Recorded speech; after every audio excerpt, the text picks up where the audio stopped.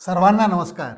मित्रहो, वर्षाला एकदा कोणत्या तपासण्या करून घ्याव्यात? काय म्हणतो आपण हेल्थ चेकअप, किंवा त्याला आपण इयरली हेल्थ चेकअप म्हणू शकतो किंवा होल बॉडी चेकअप सुद्धा म्हणू शकतो.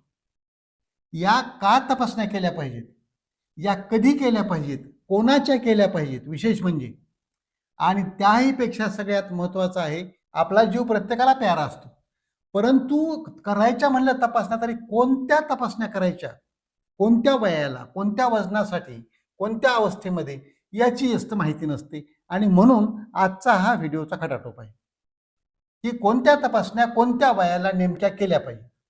जेव्हा वय हे लहानपणापासून ते 20 वर्ष, 25 वर्ष, 30 वर्षापर्यंत अशा ह्याच्यात जात असतं, त्यावेळेला एक कॉमन रुटीन ज्या टेस्ट म्हणतो आपण, त्याच्यामध्ये CBC म्हणजे कंप्लीट ब्लड काउंट, ज्याच्यामध्ये हिमोग्लोबिन कळतं, लाल रक्तपेशी कळतात, पांढऱ्या रक्तपेशी किती आहेत कळतात, त्याचे वेगवेगळे प्रकार आहेत ते त्यांची संख्या कळते, प्लेटलेट किती आहेत ते कळतं.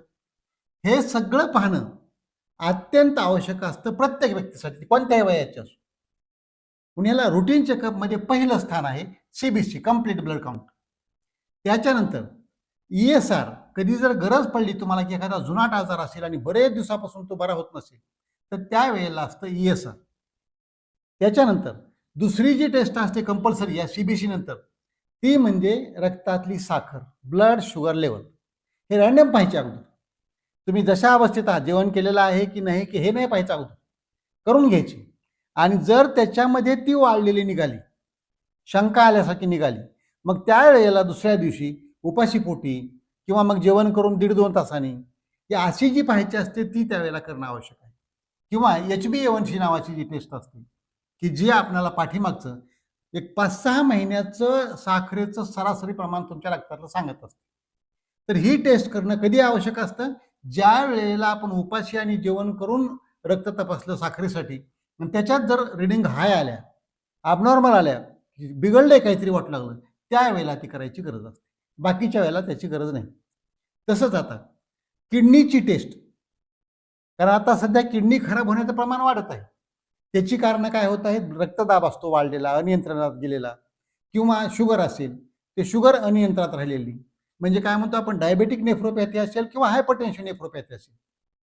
अशामुळं किडनी बिघडतात का, किंवा त्याला कळत न कळत त्याचा काय दोष सुरू झाला का, हे कळण्याकरता, कारण कसं हे दोन्ही आजार, रक्तदाब असेल किंवा डायबेटीस म्हणजे शुगर असेल, हे सुरुवातीच्या टप्प्यामध्ये कुठलेही लक्षणं त्यांची दाखवत नाही.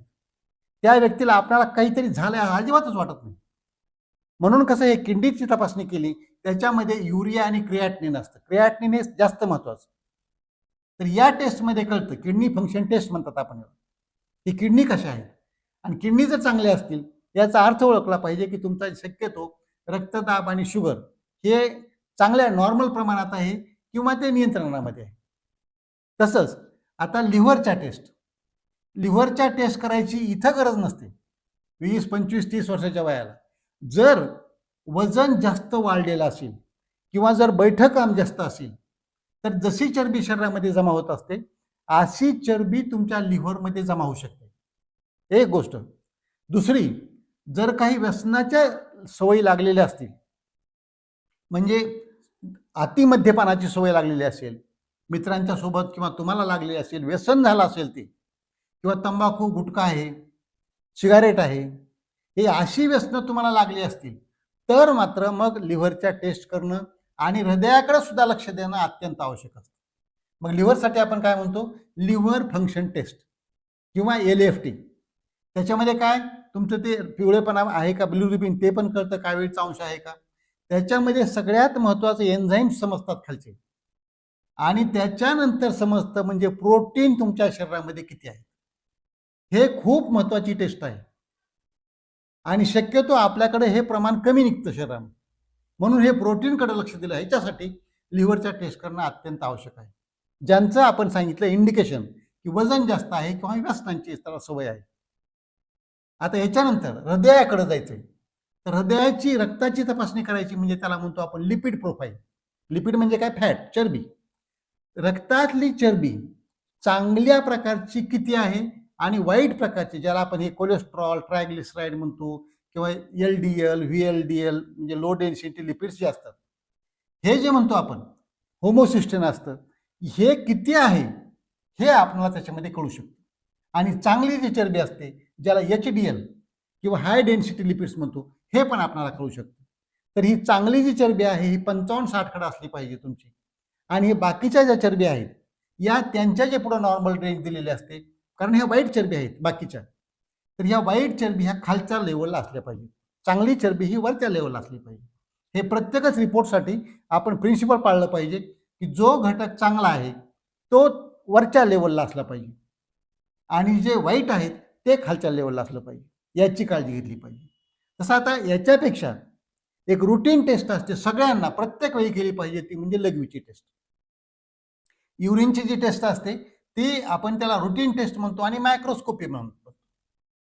याच्यामध्ये कसं असतं की तुमच्या शरीराला पाणी पुरेसं मिळतंय का ते पण कळतं, त्याचा रंग कळतो, त्याच्यामध्ये काही गाळ किंवा काही खर तयार व्हायला सुरू झाली का कळतं, मुतखडे होण्याचे काही चान्सेस आहेत का कळतं, इन्फेक्शन आहे का कळतं, त्यातून काही रक्त जाते का, पेशी रक्ताच्या जातात का ते कळतं, काही प्रोटीन सारखा अत्यंत महत्वाचा घटक जातोय का ते कळतो. म्हणजे लघवीची साधी टेस्ट वाटते पण ती खूप माहिती देऊन जाते. त्याच्यामध्ये साखर आहे का लघवीमध्ये ते पण कळतं. म्हणजे हे जर सगळे घटक कळत असतील आपणाला तर लघवीची टेस्ट पण कुठल्याही वयाच्या व्यक्तीकरता अत्यंत आवश्यक आहे. तसंच आता आपल्याकडे थायरॉइडची सध्या करण्याची गरज बऱ्याच वेळेला पडत आहे, कारण मानसिकतेमुळं, ह्या धावपळीच्या जीवनामुळं बऱ्याच स्त्रियांचं जास्त प्रमाणामध्ये हे थायरॉइडचं प्रमाण बिघडत आहे. थायरॉइड बिघडण्याला दुसरं पण असतं की हार्मोन्सचे जे चढउतार होतात स्त्रियांच्यामध्ये, प्रेग्नन्सी आहे, गरोदरपणा म्हणजे डिलिव्हरी आहे, त्याच्यानंतर जे पिरियड असतो किंवा पोस्ट म्हणजे मेनोपॉज करता पिरियड आहे, pre menopause, post menopause period आहे, अशा याच्यामध्ये पण थायरॉइड जास्त बिघडण्याची शक्यता असते. पुरुषांचं धावपळीमुळं किंवा ताणतणावामुळं किंवा त्यांच्या ज्या सवयी आहेत दैनंदिनी जी आहे, जी आरोग्यदायक आहे की आरोग्यदायक नाही, याच्यावर पण ते अवलंबून असतं. म्हणून थायरॉइडची पण तपासणी केली पाहिजे. T3, T4, TSH म्हणतात त्याला, थायरॉइड फंक्शन टेस्ट. हे जेव्हा तुम्हाला तपासलेले डॉक्टर म्हणतील ही तपासणी करा तेव्हाच ती केलेली बरी, अन्यथा तिची गरज नाही. आता तसंच आता एक 2 टेस्ट 2 व्हिटॅमिनचा आपण बरेच व्हिडिओ चर्चा केलेले आहेत.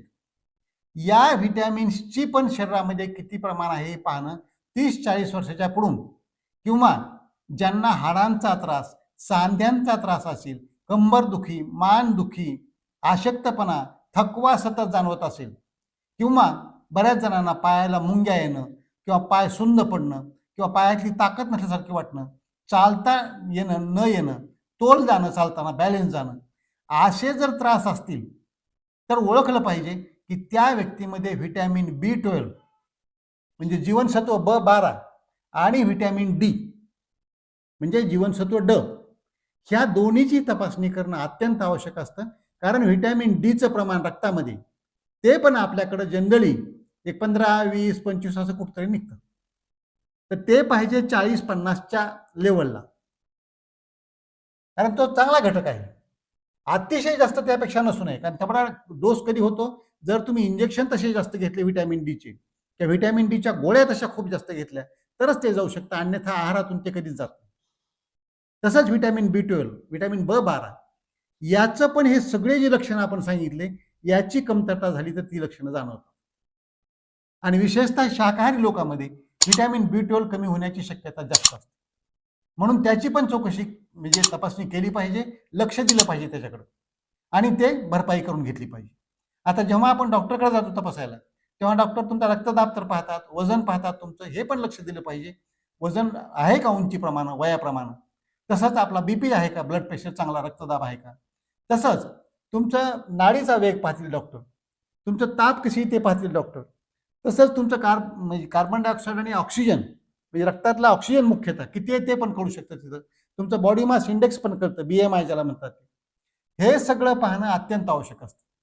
तर याच्यासोबतच जर तुम्हाला छातीचा काही त्रास असेल, जर छातीत काही दुखल्यासारखं वाटत असेल किंवा चालताना धाप लागत असेल किंवा सतत खोकला येत असेल किंवा दम लागत असेल, बरेच म्हणजे काय म्हणतो आपण, थोडे हालचाल केली की धाप लागते, तर अशा वेळेला जर खोकल्याचा संबंध असेल तर छातीचा फोटो काढतात, एक्सरे तो काढणं आवश्यक असतं. त्याच्यामध्ये हृदयाचा पण आकार दिसतो.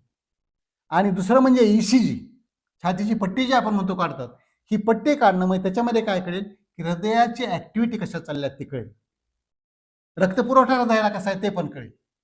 म्हणजे हे जर याच्यामध्ये 35% केसेसमध्ये हे यशस्वी होत असतं, 65% केसेसमध्ये ECG निदान करत नाही. म्हणून त्याच्या पुढची जी टेस्ट असते ती, जर पेशंट चलू शकत असेल, पळू शकत असेल, तर ट्रेडमिल टेस्ट म्हणजे पट्ट्यावर पळायची आपण टेस्ट म्हणतो बघा. ते वायर वगैरे लावून छातीला सगळं बांधून ते पट्ट्यावर पळावं लागतं. तुम्ही 5 मिनिट, 10 मिनिट, 8 मिनिट किती पळू शकता आणि तुमच्या नाडीचा वेग तिथं किती वाढतो हे डॉक्टर ऑब्झर्व करतात, तुम्हाला सांगतात. ती टेस्ट असते. किंवा 2D इको, जशी पोटाची सोनोग्राफी असते तसंच हे 2D इको म्हणजे हृदयाची सोनोग्राफी समजायची. आणि याच्यातून समजतं आपल्याला की हृदयाची पंपिंग कशी चाललेली आहे, रक्त कशा प्रकारे बाहेर येत आहे, किती टक्के त्याची ताकद आहे, इथं पण लक्षात येतं. म्हणजे हृदयाची काळजी घेण्याकरता. आणि त्याच्या पुढं जर तुम्हाला कधी दुखला असेल, छातीमध्ये घाम आला असेल, हार्ट अटॅक सारखी चिन्ह असतील तर मग अँजिओग्राफी, आणि गरज पडली तर अँजिओप्लास्टी. किंवा त्याच्या पुढचं मग तर ते उपायच असतो, तो म्हणजे अँजिओप्लास्टी. जर जास्त रक्तवाहिन्यामध्ये ब्लॉक असेल तर बायपास सर्जरी. तर हे पण करायची गरज पडते. तसंच हे जे स्कॅन असतात, म्हणजे काय की CT स्कॅन असेल किंवा MRI करणं असेल, हे तज्ज्ञ डॉक्टरांनी सांगितल्यावरच करावा.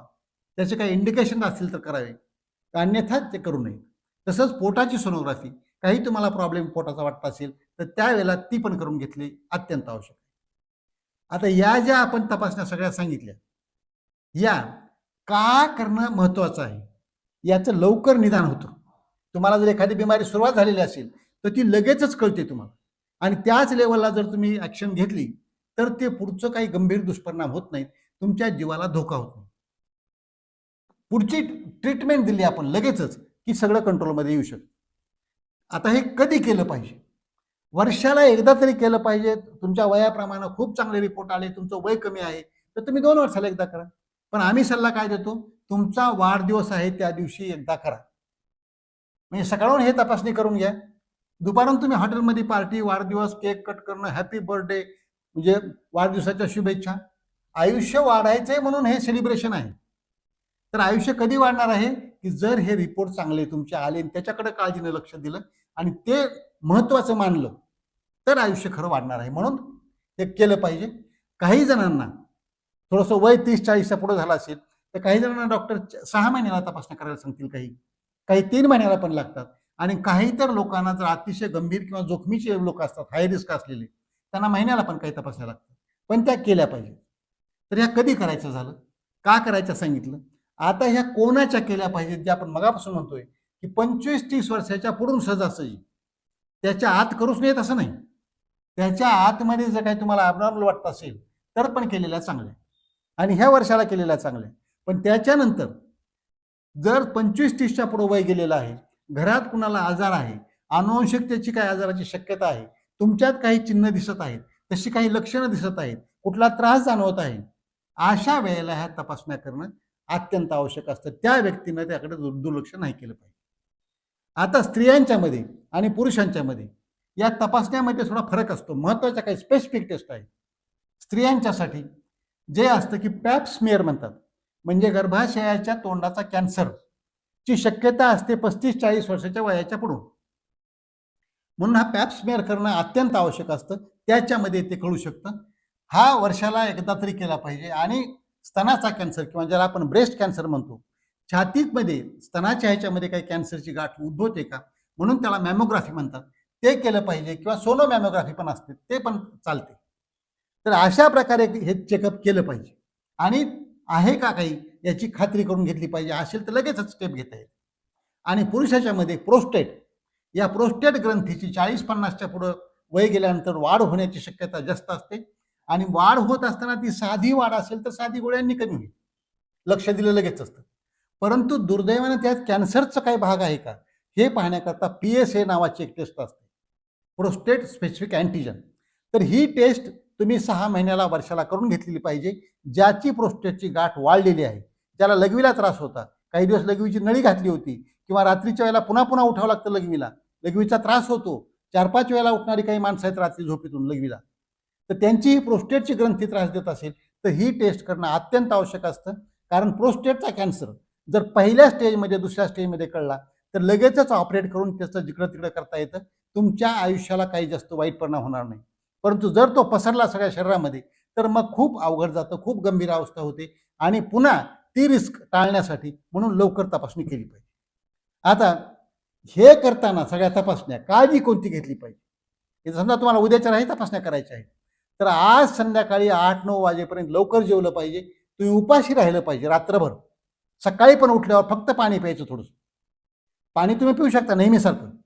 पण तपासणी सकाळी जेव्हा 7:30, 8ला 8:30ला तुम्हाला रक्त द्यायचं आहे, लघवी द्यायची आहे, त्याच्या आधी कमीत कमी तुम्ही 10 ते 12 तास काही नाही खाल्लेलं असलं पाहिजे. ही सगळ्यात महत्त्वाची गोष्ट आहे. कारण तपासण्या देताना जर तुम्ही सकाळी चहा पिऊन गेलात किंवा थोडा नाश्ता करून गेलात तर हे रिपोर्ट बरोबर येत नाही. म्हणून उपाशी पोटी हे सगळं तपासायला दिलं पाहिजे. म्हणजे अशा प्रकारची काळजी घेतली पाहिजे. हे सगळे नियम पाळले पाहिजेत. अशा प्रकारच्या तपासण्या करून आपलं बॉडीचं हेल्थ चेकअप वर्षाला एकदा इयरली केलं पाहिजे. होल बॉडी स्कॅन ज्याला म्हणतो आपण, अशा प्रकारचं याच्यातून तुम्हाला माहिती कळू शकते. आणि हे जर करत गेलं नियमितपणानं तर मी 101% तुम्हाला सांगतो की तुम्हाला जास्त गंभीर आजाराची रिस्क बाळगण्याचं कारण नाही. म्हणजे तुमचा कमी वयामध्ये कुठल्या तरी आजारानं मृत्यू होण्याची शक्यता सुद्धा राहणार नाही. म्हणून ह्या तपासण्या नियमितपणानं केल्या पाहिजेत. ह्या तपासण्या जसं सांगितल्या, ज्या ज्या वयाप्रमाणे आणि ज्या ज्या इंडिकेशन्समध्ये गरजेनुसार तसंच डॉक्टरांच्या सल्ल्यासहित या तपासण्या केल्या पाहिजेत. तर या सगळ्या तपासण्या नियमित करूया, नियमित चेकअप करूया आणि निरोगी राहून दीर्घायू होऊया. आजचा व्हिडिओ आवडला असेल इतरांना पाठवा, लाईक करा, कॉमेंट करा. आणि आजपर्यंत जर डॉक्टर राम जावळे हे चॅनल सबस्क्राईब केलं नसेल तर प्लीज सबस्क्राईब करायला विसरू नका. कारण आपलं आरोग्य आणि सत्यमेव जयते. सर्व नात्याहून श्रेष्ठ मला हेच नाते. जय जवान, जय किसान, जय भारत, जय इन्सान. निरोगी राहून दीर्घायू होऊन आकाशात भरारी घेऊया.